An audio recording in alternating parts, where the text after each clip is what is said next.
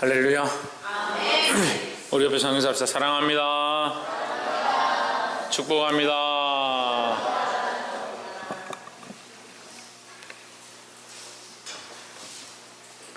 말씀의 제목 읽어봅시다. 시작.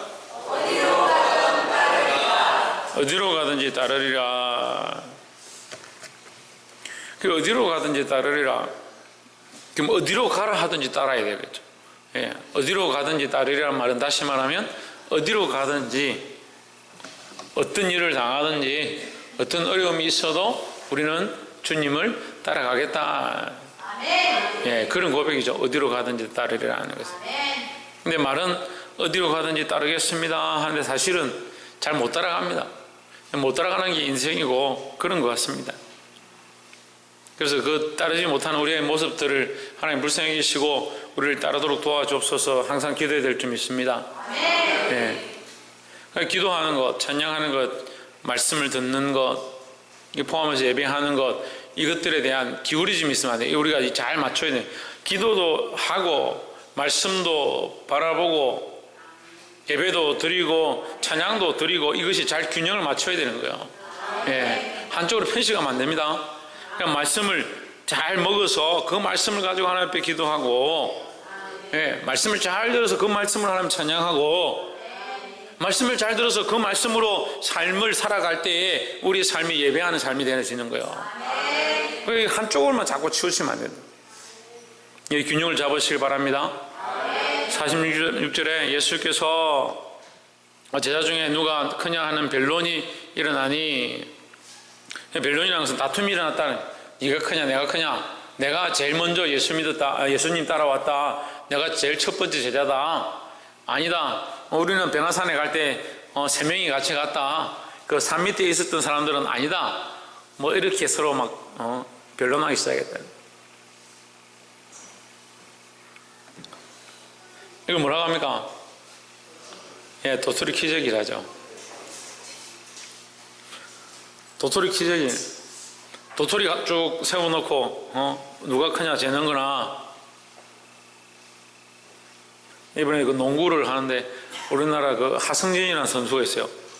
하승진이라는 선수가 그 농구를 하는데 농구장에 반을 차지하더라고. 덩치가 크니까 코트 안에 뭐 이런 뭐 골리앗같이 생긴 사람 한 명 자리 잡고, 거기 그 사람 밑에서 우리가 가가지고 내가 크니 네가 크니 별 의미가 없어요. 그 사람 2m 넘는 사람들이, 우리는 170 거기서 왔다 갔다 하는 사람들이. 우리가 누가 크냐, 누가 대단하냐, 누가 문제됐냐, 이것은요 예수 그리스도 앞에서 서면은 이거 아무것도 아닌 거죠. 근데 우리가 왜 서로 변론합니까? 변론합니까? 누가 크냐, 누가 잘났냐, 누가 대단하냐라고 왜 변론하겠습니까? 왜 다투겠습니까? 예수님 없는 줄 아니까요. 예수님을 생각 안 하니까요.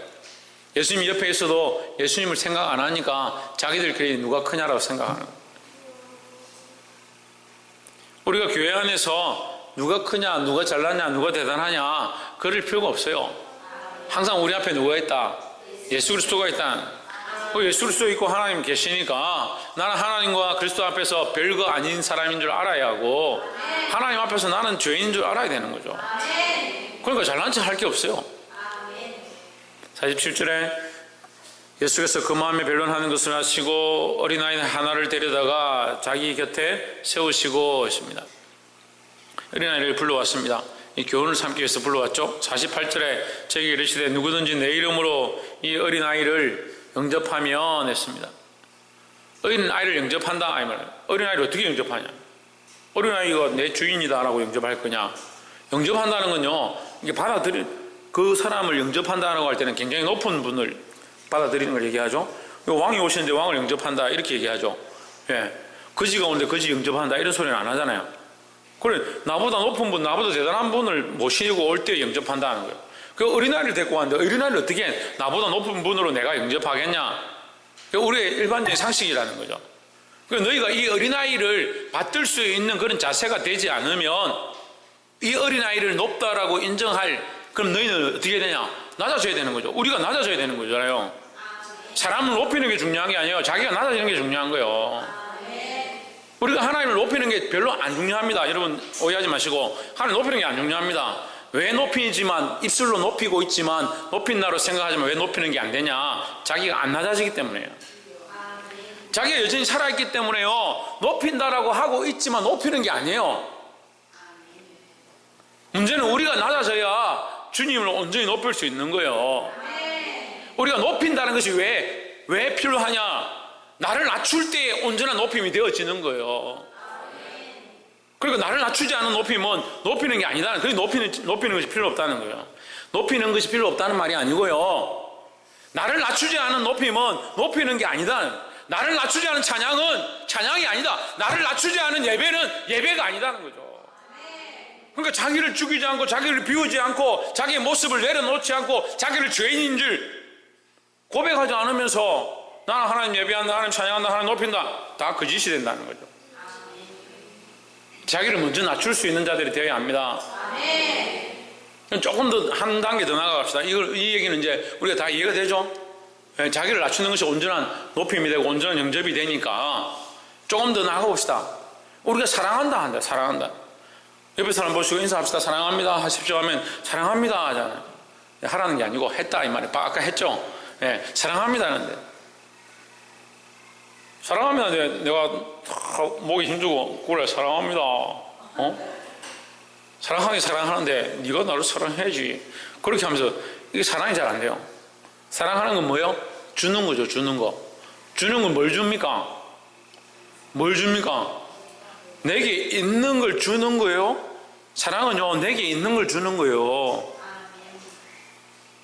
우리 그리스도인들은요 내게 있는 것을 다른 사람에게 줄 때에 참 사랑의 모양들이 나타나는 거예요. 그래서 내게 있는 걸 다른 자들을 위해서 준 가장 큰 일을 하신 분이 누구냐? 예수님이죠. 예수님이 어떻게 줬습니까? 자기 몸을 버려 종의 형체를 가져 죽기까지 복종하셔서 우리에게 주셨습니다. 생명까지도 목숨까지도 우리를 위해서 주시고 심지어 우리가 죽인 그 예수님, 우리를 위해서 죽으신 그 예수님이 우리를 위해서 또한 어떻게 하셨냐? 죽음으로 끝나는 것이 아니라 다시 살아나시는 일까지 하셨다는 거예요. 그 저리 죄를 자복하고 해결해야 될 건데 이런 어린아이를 영접한다. 낮아져야 된다는 거예요. 사랑하는 것도 뭡니까? 내 것을 내어줘야 되는데 내 것을 내어주려면 어떻게 돼요? 낮아져야 내어주죠. 낮아져야. 그러니까 사랑합니다, 봉사합니다, 섬깁니다, 기도합니다. 뭐가 안 되냐? 다 하고 있는 것처럼 보이는데 겸손이 안 되니까 이게 온전하지 않은 거예요. 이거 서로 상처가 나는 겁니다. 서로 상처가 나는 거라고. 서로에게 봉사해주고요, 제가 서로를 위해서 기도해주고요, 여러분들을 위해서 섬겨줬는데 왜 서로 상처가 자꾸 생기냐? 낮아지지 않으니까. 자기를 죽이지 않고 자기를 낮추지 않으니까요. 받는 사람은 그저 받아야 된다 생각하고 주는 사람은 줬는데 감사하지 않고 사랑이 돌아오지 않으니까 속상하고 그런 문제들이 생기는 거예요. 이거 준다고 다 좋은 게 아니에요. 그러니까 우리를 낮추고 겸손함으로 정말 사랑함으로 이거 나눠주는 모양들이 나와야죠. 무조건 준다고 좋은 게 아니에요. 깨닫게 되기를 주의 이름으로 축복합니다. 이 어린아이를 영접하면 이 어린아이를 낮추고 어린아이에게 너희가 낮춰서 그 어린아이를 높일 수 있다면 곧 나를 높일 수 있을 것이다. 나를 영접할 수 있을 것이다. 왜 그래요? 박예훈 왜 그래요? 이수연 왜 그래요?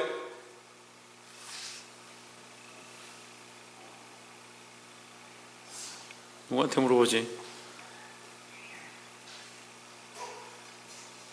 박건도 왜 그래요? 신승경 대답하러 일어났어? 왜 그래요?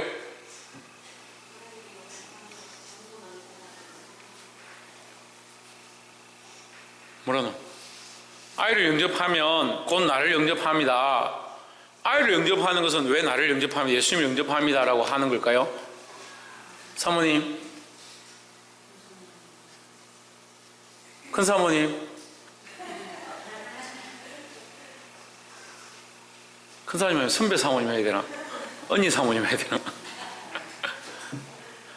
권사님, 김계순 권사님.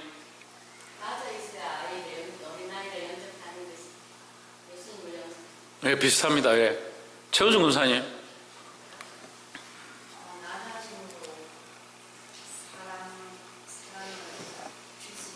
예, 맞는데요. 자, 보십시오. 나를 영접합니다. 나를 영접합니다. 예수님을 영접합니다. 예수님을 영접합니다. 근데 여러분, 교만한 사람 예수님 영접하기 힘들어요. 우리가 예수님을 믿는다라고 할 때요. 믿는다라고 할 때 제일 첫째 선결 조건이 뭐예요? 최원영. 예수님을 믿는다라고 할 때 선결 조건이 뭐예요? 그래, 우리가 죄인임을 아는 거예요. 죄인도 아니고 죽을 사람도 아니고 구원받을 필요도 없는 사람이 난 구원 필요 없다. 나 죄인도 아니다. 내 부족한 게 뭐 있는데 하는 사람 예수 믿기 힘들어요. 물론 하나님의 적극적인 역사로 개입하심으로 간섭하심으로 일어날 수 있겠지만 하기 힘들어요. 예수님을 영접하는 첫째 조건이 내가 죄인이고 나는 할 수 없고 나는 가능성이 없고 나는 죽을 수밖에 없고 이미 죽었고 죄와 허물로 이미 죽었던 우리를 하나님의 은혜로 우리를 살리셨다는 거죠. 그 우리가 할 수 없고 가능성이 없다는 걸 인정하는 게 뭐냐? 그게 영접이라는 거예요.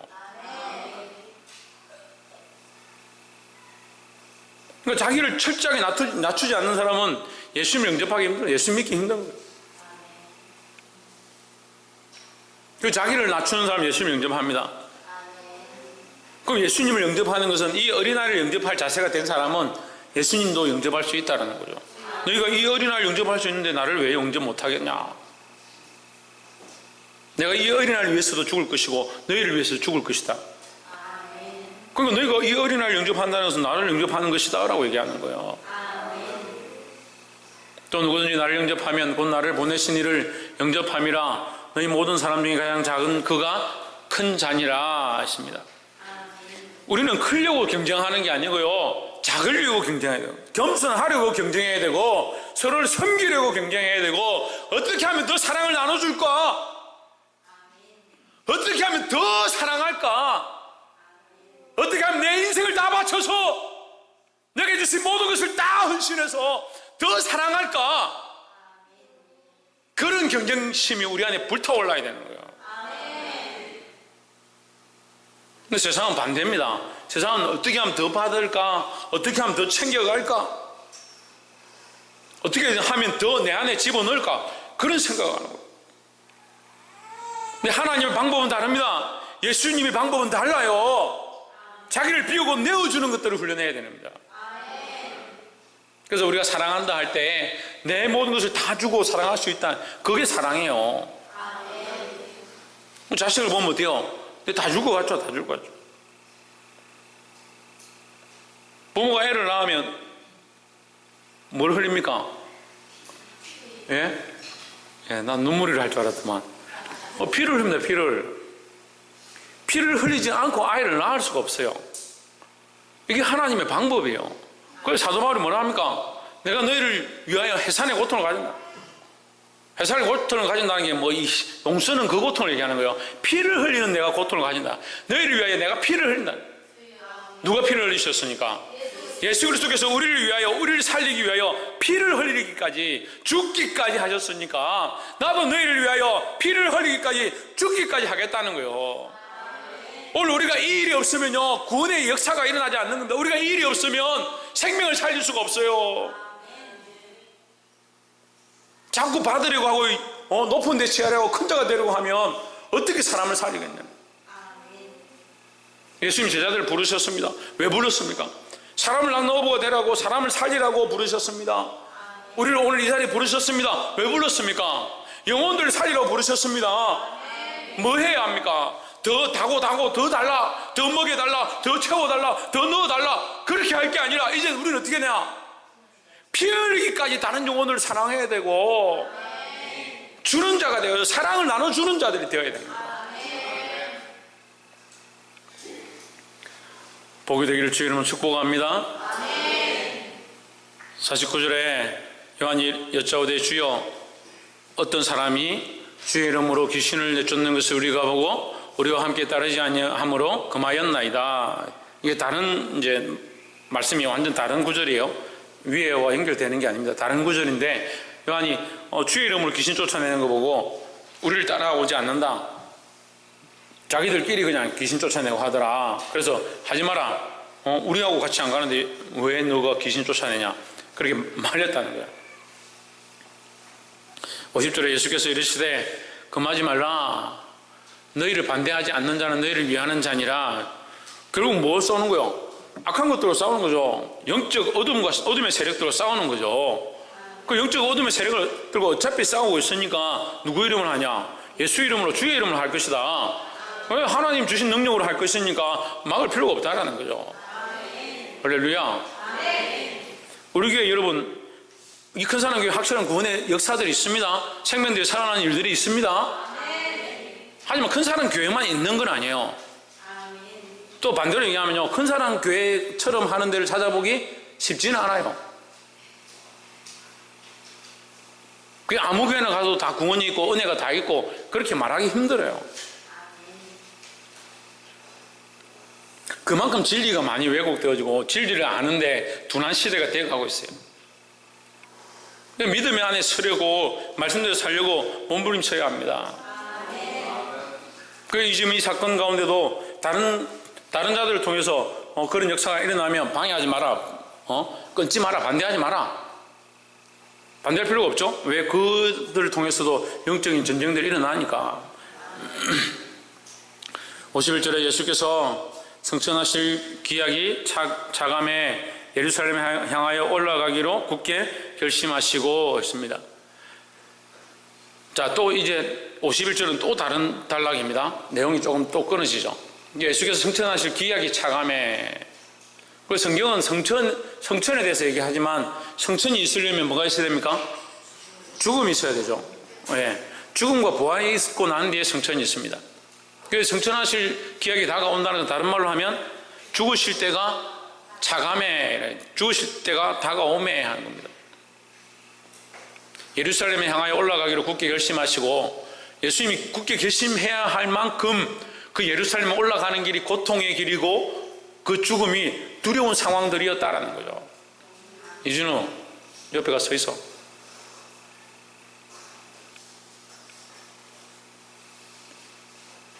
그 예루살렘 올라가는 길이 너무 고통스럽고 힘든 길이니까 그것을 굳게 결심해야 할 만큼, 마음을 굳게 먹어야 할 만큼 어려웠다는 거죠. 52절에 사야들을 앞서 보내시며 저희가 가서 예수를 위하여 예배하려고 사마리아인의 한 촌에 들어갔더니 했습니다. 그래서 예루살렘 가는 길에 사마리아를 지나가게 되었습니다. 그리고 사마리아에서 하루 동안 묵고 가려고 했는데 사마리아 사람들이 반대한 거예요. 53절에 예수께서 예루살렘을 향하여 가시는 거로 저희가 받아들이지 아니하는지라 했습니다. 그 요한복음 4장에도 좀 비슷한 모습이 나옵니다. 여인에게 예수님이 물을 달라 합니다. 여인이 당신 유대인으로서 왜 나에게 물을 달라 합니까? 이렇게 반문하죠. 그 별로 사마리아인들과 유대인들은 사이가 좋지 않다는 것을 보여줍니다. 예수님만 처음 보는 여인인데 처음 보는 여인에게 물을 달라고 했을 때 그 여인이 그렇게 얘기할 필요가 뭐 있습니까? 나는 좀 바쁩니다 이렇게 하든지, 당신이 왜 나한테 물 달라 하냐. 좀 나쁘게 말하면요, 네가 뭔데 나한테 물 달라 하노, 이렇게. 당신이 누군데 나한테 물 달라 하냐, 이렇게 얘기를 했죠. 여기도 마찬가지예요. 예수님이 가시는데 사마리아 사람들이, 유대인들을 그리 기뻐하지 않으니까 유대인들을 우리 집에 묵게 할 수 없다, 받아들이지 않았다는 거예요. 근데 그라사인 강인의 이 사건에서도, 그라사 강인의 사건에서도 사람들이 예수님이 구주신 것을 보고 귀신을 쫓아내고 사람들을 살리는 사건이 있었지만 그것을 보고 자기들이 그 사람이 벌거벗고 무덤 사이로 다니는 사람인 줄 뻔히 알고 있었고 그 사람이 멀쩡하게 진 것을 보았지만 어떻게 합니까? 자기들이 생업이 위태하게 되고 어려운 것을 보고 어떻게 해요? 좀 떠나주면 안 됩니까? 우리에게 있지 말고 좀 가시면 안 되겠습니까? 좀 떠나주십시오. 이렇게 했습니다. 뭐 예수님을 몰라보는 거죠. 54절에 제자 야고보와 요한이 이를 보고 이르되 주여 우리가 불을 명하여 하늘로 쫓아내려 저희를 멸하라 하기를 원하시나이까. 야고보 요한이 믿음이 대단합니다. 며칠 전에 지금 귀신 들려가지고 거품 물고 아이가 쓰러져 가고 있는데 그걸 좀 쫓아내라 하니까 어쩔 줄 몰라가지고 벌벌 떨었는데, 우리는 왜 못했습니까? 기도에 이런 주가 날 수 없느니라 했던 그 사건이 있은 지 얼마 되지 않았는데 지금 여기 와가지고 예수님이 당신이 묵을 방이 없습니다 이랬다고 그 집을 불을 내려가 멸하리까. 이야, 불을 내릴 만큼 대단한 믿음을 가지고 기도해가지고 귀신을 쫓아내고 병자를 고치는 일을 해라고 주셨는데 쓸데없는 일을 하려고 하는 거예요. 근데 여러분, 권능이 없는 게 아니라, 능력이 없는 게 아니라 능력을 잘못 쓰는 게 문제예요. 하나님 주신 능력을 잘못 쓰는 게 문제예요. 옆에서 한번 보십시오. 하나님 주신 능력을 하나님 영광 위해서 사용합시다. 아이고, 우린 불을 내릴 능력도 없고 귀신 쫓아낼 능력도 없는데 그럼 무슨 능력이 우리한테 있습니까? 여러분에게 주신 능력이 많습니다. 예, 능력이 얼마나 많아요. 말할 수 있는 능력, 찬양할 수 있는 능력, 고백할 수 있는 능력, 사랑할 수 있는 능력, 섬길 수 있는 능력 우리에게 많이 있습니다. 안 써서 문제죠. 안 써서. 사랑하기를 먼저 하고 섬기기를 먼저 하고 돌아보기를 먼저 하고 하다못해 할 일이 없으면 앉아서 다른 사람들 위해서 기도하고 중보하는 거 얼마든지 우리에게 주신 능력들입니다. 이거 쓰십시오. 55절에 예수께서 돌아보시며 꾸짖으시고, 이 설명 안 해도 알겠죠? 꾸짖었다는 거예요. 그렇게 할 필요가 없고 그런 생각 자체를 하는 게 문제다. 지금 예수님 지금 살리려고 죽으려고 예루살렘 가시는 길에 마음에 안 든다고 확 불태워버리면 지금 살리러 가는 길이 구원의 길이 아니고 뭐요? 심판의 길이 되는 거죠. 그 하나님의 방법은 심판이 아니라 결국 뭐다? 구원의 방법이다. 심판보다 뭐가 앞서야 된다?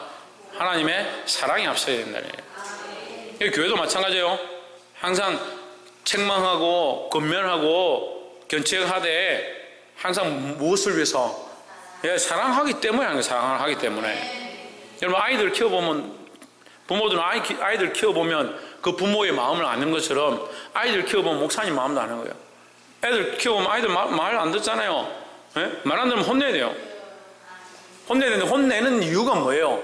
혼내면서 쾌감을 느끼고 스트레스 해소하려고 혼내는 사람 있어요? 문제입니다. 그거는. 혼낼 때 왜 혼냅니까? 이 아이를 더 바른 길로 이끌기 위한 안타까움과 간절함을 가지고 그 사랑으로 하는 거죠. 사랑으로. 그러니까 목적이 뭐가 되냐? 항상 사랑이 되는 거예요. 교회는 모든 일 가운데 항상 뭐가 앞서야 된다? 사랑의 일이 앞서야 된다는 거예요. 56절에 예수께서 돌아보시며 56절 함께 다른 촌으로 가시니라. 57절 길 가실 때에 어떤 사람이 여짜오되 어디로 가시든지 저는 쫓으리이다. 어디로 가는지 나는 따라가겠습니다 했습니다. 58절 예수께서 이르시되 여우도 굴이 있고 공중에 새도 집이 있으되 인자는 머리 둘 곳이 없도다 하시고 있습니다. 제가 지금까지 이 말씀을 해석하면서 예수님이 그만큼 바쁘셨고 혼자 있을 상황이 없을 만큼 그만큼 일이 많고 사람들이 그만큼 쫓아왔구나 그런 생각을 했는데 우리가 조금 다르게 볼 필요가 있다라는 마음이 듭니다. 여우도 굴이 있고 공중에 새도 집이 있으되 인자는 머리 둘 곳이 없다. 인자의 머리 둘 곳이 어디냐? 인자의 머리 둘 곳은 여기가 아니다라는 거예요. 그러면 이 인자의 머리 둘 곳이 여기가 아니라는 것은 너희가 따르겠다라고 했으니까 여기에 있을 마음을 가지지 말라 볼 수 있습니다. 그러니까 나는 여기 집이 없고 여기 굴도 없다. 너희가 나를 따른다면 너희는 집도 필요 없고 굴도 필요 없고 뭘 바라봐야 되냐? 하나님 나라의 소망을 바라보고 그 하나님 주신 사명대로 살아야 된다. 이 얘기를 하는 거예요. 따르겠다는 사람들이 믿음으로 살겠다는 사람들이 자기 것에 얽매 있는 거 이게 잘못됐다는 거예요. 진호 앉아. 59절에 또 다른 사람에게 나를 쫓으라 하시니 그가 이르되 나로 먼저 가서 내 부친을 장사하게 허락하옵소서 했습니다. 지금 따라가야 되는데, 사람을 낚는 업으로 따라가야 되는데 장사 지내는 거 장래 때문에 안 되겠다, 좀 시간을 달라. 지금 구원하는 일이 급하고 지금 사람을 살리는 데 급한데 죽은 사람 빨리 장례하는 것이 급하다고 본인이 생각하고 있는 거예요. 60절에 이르시되 죽은 자들로 자기의 죽은 자들을 장사하게 하고 너는 가서 하나님 나라를 전파하라 하시고 하십니다. 뭘 전파하라? 하나님 나라를 전파하라. 그럼 지금 가장 급한 게 뭐예요? 하나님 나라 전하는 게 제일 급하다는 거죠. 그 자기 할 거 다 하고 자기 집 다 챙기고 자기 굴 다 챙기고 자기 먹고 살 거 다 챙기고 이렇게 하다 보면 결국 뭘 못한다? 이거 하나님 나라 전파할 수 없다. 복음의 일을 할 수 없다. 예수님 따라갈 수 없다라는 거죠. 61절에 또 다른 사람이 이르되 주여 내가 주를 쫓겠나이다. 하지만 나로 먼저 내 가족을 작별하게 허락하소서. 그 마찬가지죠. 가족이 필요 없는 게 아니에요. 가족의 의무를 우리가 다 해야 합니다. 하지만 우리가 복음을 전하는 것에, 복음을 전하기 위해서 내 삶의 여러 가지 것들을 다 메이고 다 할 거 다 하고 어떻게 주의 일을 하겠냐는 거예요. 62절에 예수께서 이르시되 손에 쟁기를 잡고 뒤를 돌아보는 자는 하나님의 나라에 합당치 아니하니라 했습니다. 쟁기를 잡았다는 것은 지금 농사를 시작한 거예요. 밭을 갈기 시작했습니다. 지금 밭가로 나간 사람이 밭을 빨리 갈아서 물을 대고 씨를 뿌리고 이 농사를 짓기 시작했는데 하다가 뒤를 돌아보고 뭐 다른 것 내가 얼마나 했노? 아이고 지금 어느 세월을 다 하겠노? 아이고 못하겠다. 이렇게 하고 있으면 아무도 못하는 거예요. 내가 지금 이 쟁기를 잡았고 이 일을 하기 시작했으면 이 길을 가운데 나아가야 된다. 내가 하나님 나라를 위해서 이 일을 시작했고 주님을 따라가기 시작했으면 이 복음을 위해서 최선을 다해야 된다 이 말이죠. 하나님 나라의 일을 맡았고 교회 직분을 맡았고 하나님 주신 일들을 맡았는데 믿음의 길을 따라가고 주님 가신 길을 따라가는데 자꾸 세상의 것들 생각하고 저는 세상에서 놀 때가 좋았는데 친구들하고 노래방 가고 한잔 묵고 게임하고 이럴 때가 좋았는데 그런 생각하고 있으면 어떻게 하나님 나라에 합당하겠냐는 거죠. 하나님 나라에 합당한 삶을 사시길 바랍니다. 그 세상을 돌아보고 자꾸 자기 것 챙기면 하나님 나라 일을 할 수 없다는 거예요. 말씀 맺겠습니다. 오늘 말씀의 제목이 뭡니까? 어디로 가든지 따르리라. 예수님이 어디로 가라 하든지 따르겠다. 예수님이 가신 길을 따르겠다는 거죠. 따르겠다 하는데 우린 조건을 자꾸 붙이는 거예요. 단 집에 가서 장례를 치르고 오겠습니다. 장가를 보내고 오겠습니다. 장가 가고 오겠습니다. 시집 보내고 오겠습니다. 아이 낳고 오겠습니다. 내 부모님 다 챙겨놓고 오겠습니다. 밭을 갈다가 뒤를 돌아보고 세상이 어떤가, 지금 상황이 어떤가, 친구들은 잘 놀고 있는 거 다 돌아보고 어떻게 하나님 나라에 합당하게 살겠냐는 거예요. 사랑하는 성도 여러분, 하나님 나라에 합당한 자들은 주님 가신 길을 순종하고 따라가는 자들입니다. 이 어린아이 같이 앞뒤 가리지 말고 믿음으로 주님 가신 길을 따라갈 수 있는 저와 여러분 되기를 주의 이름으로 축복합니다. 기도하겠습니다. 거룩하신 하나님, 우리에게 귀한 말씀을 가르치심을 감사합니다. 하나님 나라를 위하여 경주하게 하시고 하나님 나라를 위하여 우리의 모든 것들을 내어드리고 충성된 자들이 될 수 있도록 도와주시옵소서. 주께서 깨닫게 하시며 알게 하신 대로 순종하기를 소망하며 살아계신 예수 그리스도 이름으로 기도하옵나이다. 아멘.